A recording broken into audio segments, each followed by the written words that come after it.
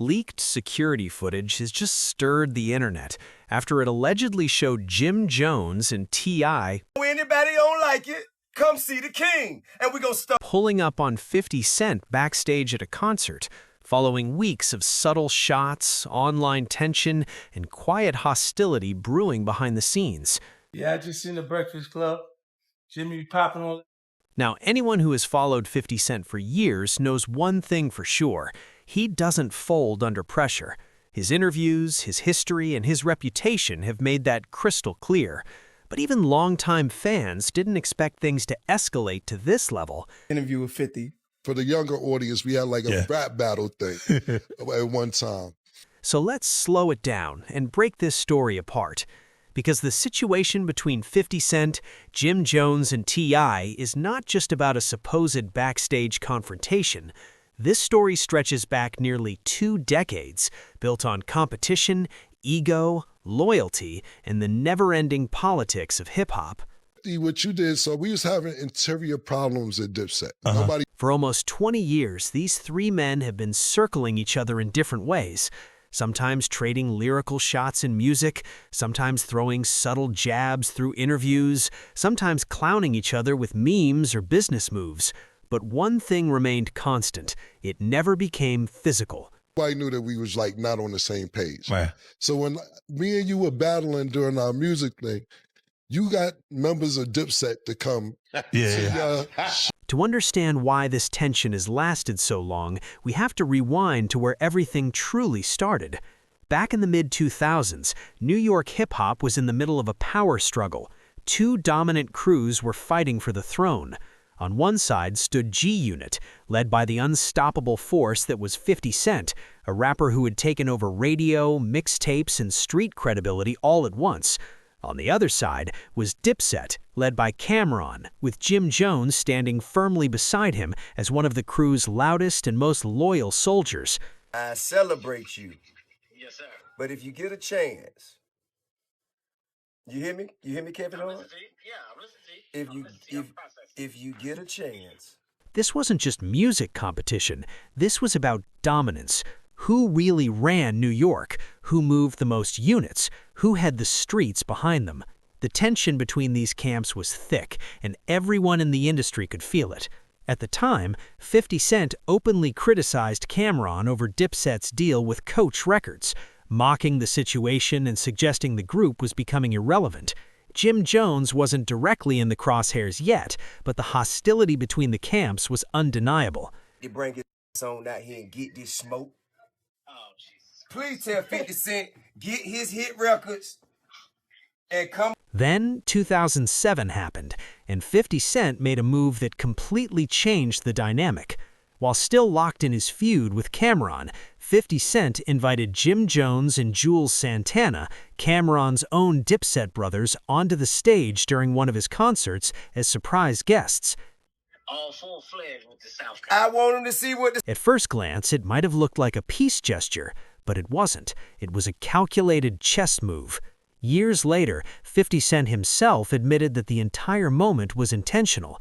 His goal wasn't to make peace with Dipset.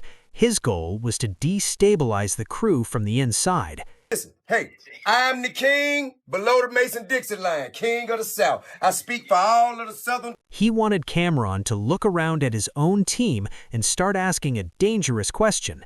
Who can I really trust? And for a moment, it worked.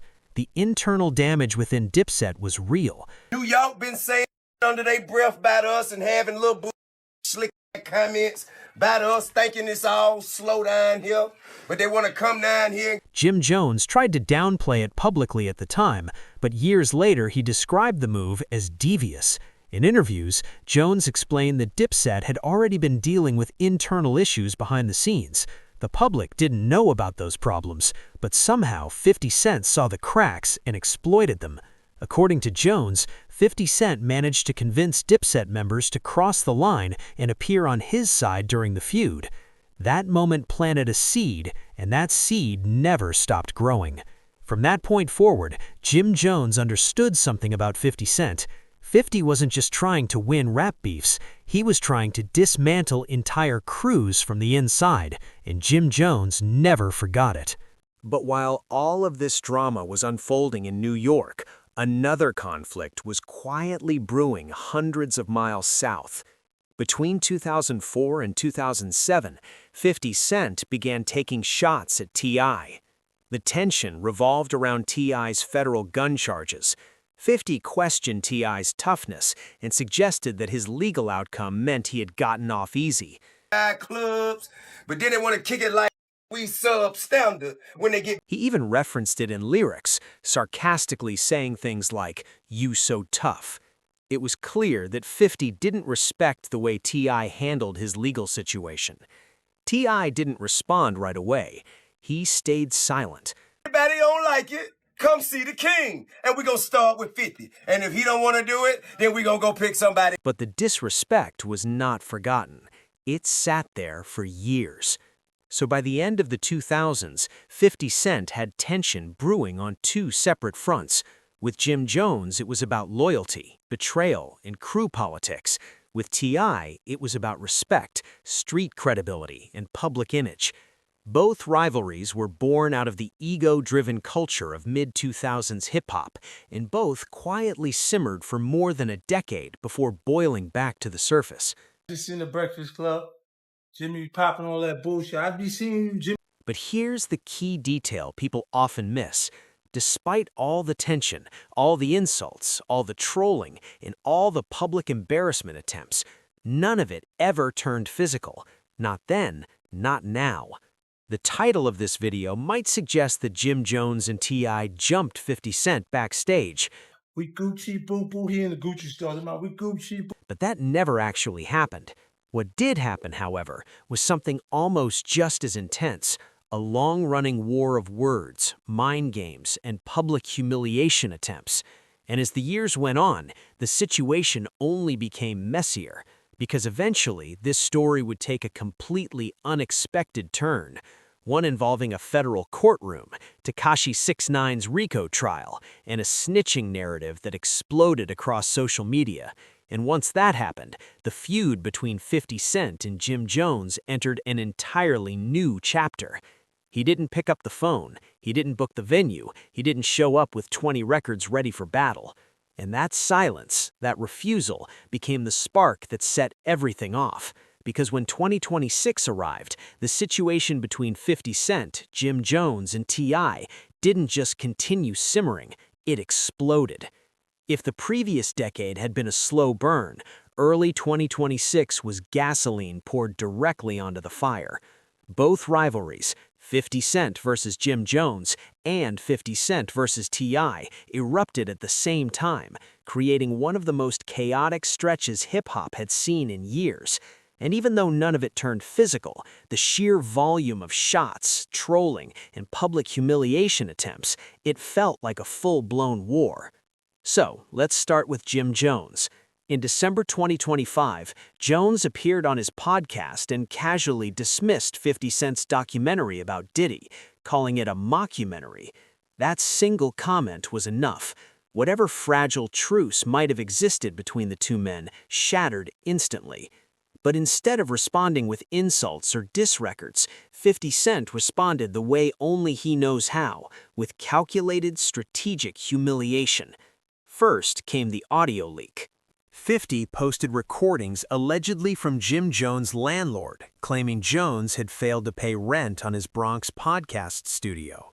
Then, 50 added another twist, claiming he had partial ownership or involvement with the property itself. And then came the video. Surveillance footage surfaced showing Jim Jones outside the studio kicking at the door, apparently trying to force his way in after the locks had been changed. Now, it's important to understand exactly what the footage shows. It's Jim Jones, alone, frustrated, kicking at a locked door. It's not an attack on 50 Cent. It's not a backstage fight. It's not anyone getting jumped. It's simply a man trying to access a building he believed he still had rights to. But 50 Cent framed the moment differently. He turned it into an eviction spectacle, and once the video hit Instagram, the internet ran with it. 50 posted the footage along with documents, captions, and commentary. In one particularly petty move, he even posted photos of himself hugging the landlord, leaning fully into the narrative. What could have been a simple property dispute became viral entertainment. Jim Jones fired back quickly. He paid the rent, denied being evicted, and began trolling 50 with memes of his own. He even went on The Breakfast Club to tell his side of the story. But 50 watched the interview and responded instantly. Not with anger, with laughter. To him, the entire situation was comedy. At one point, he simply responded with the phrase, "We Gucci boo-boo." That one line turned into a meme overnight. The message was clear. Nothing Jim Jones said was affecting him at all, and that's when the power dynamic of this feud became obvious. 50 Cent was laughing. Jim Jones was explaining, and in the internet age, that difference matters. As 2026 rolled forward, 50 continued mocking Jones's finances and even taking shots at some of his associates. Jones teased possible diss tracks, but none were ever released. Then came another painful twist. Cameron, Jones's former Dipset brother, began appearing alongside 50, even performing together. For longtime hip-hop fans, it felt strangely familiar. It was the same psychological play 50 Cent had used back in 2007, pulling people away from Jones's orbit and leaving him looking isolated. But while the war with Jim Jones was unfolding online, T.I was preparing his own offensive, and his approach was far more aggressive. In early 2026, T.I revived the conversation about a Verzuz battle between himself and 50 Cent during several interviews. At first, it sounded like friendly competition, but then the tone shifted. T.I began openly saying that he lacked respect for 50's character. That statement alone was provocative enough, but 50 responded instantly by escalating the situation. He posted an unflattering photo of T.I.'s wife, Tiny, along with a caption warning T.I to keep his name out of his mouth. In rap beef, bringing someone's spouse into the argument is a line most people won't cross. 50 crossed it without hesitation, and T.I snapped. On February 22nd and 23rd of 2026, T.I released a barrage of diss tracks. First came War, then followed The Right One, What, Bully, and Lessons. These weren't casual jabs, they were surgical attacks. T.I called 50 a bully. He referenced past feuds with Rick Ross and Fat Joe, bringing up moments where he believed 50 had taken losses. He even listed rappers he believed could defeat 50 in a Verzuz battle, names like Nas and LL Cool J. Then things escalated even further. T.I.'s family entered the fight. His son, King Harris, posted videos attacking 50 directly, referencing 50 Cent's late mother and even posting images of a tombstone. Another son, Damani, released a diss track that broke down 50's public persona in a much calmer but equally devastating way. So how did 50 Cent respond to all of this? Not with music, not with anger, with memes, frog emojis, trolling videos, jokes about the situation. At one nightclub appearance, he even performed a comedy skit called the Nobel Prize for Rap Beef, laughing about how many feuds he was juggling at the same time. And perhaps the most disrespectful move of all, 50 Cent publicly said he would not record a single diss track aimed at T.I. No bars. No verses. Just laughter. That refusal sent a powerful message. It suggested that T.I simply wasn't worth his studio time. And in hip-hop, sometimes ignoring someone can be more disrespectful than attacking them. But here's the truth about rap beef. It rarely starts with something massive. Most of the time, it begins with something small. A slick interview comment, a line in a song that feels too personal, a repost, a joke emoji at the wrong moment. In hip-hop, respect is currency. One line can feel like disrespect. One joke can feel like betrayal. And when pride, money, and legacy are involved, tiny sparks can turn into wildfires overnight. What fans see as just words often carries years of history behind it. Rappers move with crews, reputations, and long memories. So when tension starts brewing, it's rarely about just one moment. It's about everything that came before it. That's how feuds escalate. First, quiet shots, then public responses. Then suddenly it's not about music anymore. It becomes personal. And once it turns personal, there's no easy reset button. Every response has to be louder. Every move has to prove a point. Social media amplifies everything. Blogs feed it. Fans pick sides. And now pride won't let anyone back down. Sometimes it's competition. Sometimes it's clout. Sometimes it's old grudges that never healed. But the pattern is always the same. A tiny crack in respect becomes a headline, then a diss, then a confrontation. For example, clips from 2007 showing Jim Jones appearing on stage with 50 Cent during the Cameron feud still circulate online today. Those clips show an awkward moment between rivals, not a physical fight, but every time tensions rise again, the footage gets reshared and reinterpreted. At the end of the day, what's happening between 50 Cent, Jim Jones, and T.I. is something the rap world has seen many times before. 3 powerful personalities, 2 decades of history, and a constant cycle of competition and provocation. 50 Cent has managed to stay at the center of hip-hop's beef universe by mastering one thing better than almost anyone else: the art of trolling. He doesn't throw punches, he throws Instagram posts, leaked documents, unflattering photos, and memes. And somehow those weapons often do more damage than fists ever could. Jim Jones has tried for years to match that energy, but 50 has turned pettiness into a business model. Every response from Jones becomes content. The Breakfast Club interview, content. The door-kicking footage, content. The rent dispute, content. Jones is playing defense in a game designed for 50 to win. T.I., on the other hand, took a completely different approach. He went nuclear. 4 diss tracks in 2 days, family members joining the attack, direct hits on 50's legacy and character. But 50's response remained the same: laughter, frog emojis, and complete refusal to engage musically.